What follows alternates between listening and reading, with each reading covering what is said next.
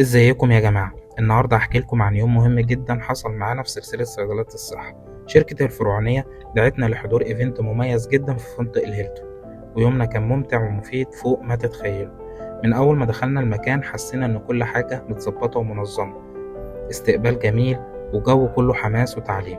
بعد كده بدأت المحاضرة الأساسية واللي قدمها الدكتور إسماعيل بنفسه، وصدقوني الراجل ده عنده خبرة كبيرة وفاهم كل حاجة عن السوق وعن الدواء بتاعه، وطريقة شرحه كانت خفيفة وسهلة والكل مركز معاه من أول ثانية.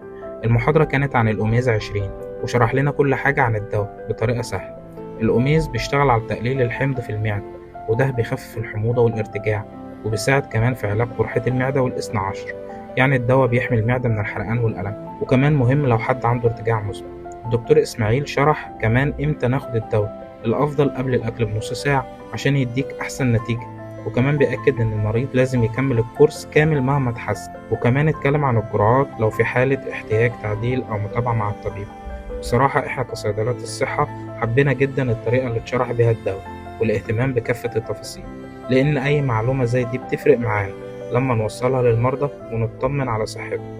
وبجد شكرنا الكبير لشركة الفرعونية على الدعوة والمحتوى القيم اللي قدموه، وإن شاء الله دايما نشارك في فعاليات زي دي عشان نقدر نقدم أفضل خدمة للعملاء. استنوا مننا فيديوهات وتجارب أكتر، ومن صيدلات الصحة دايما معاكم ودايما في خدمتكم.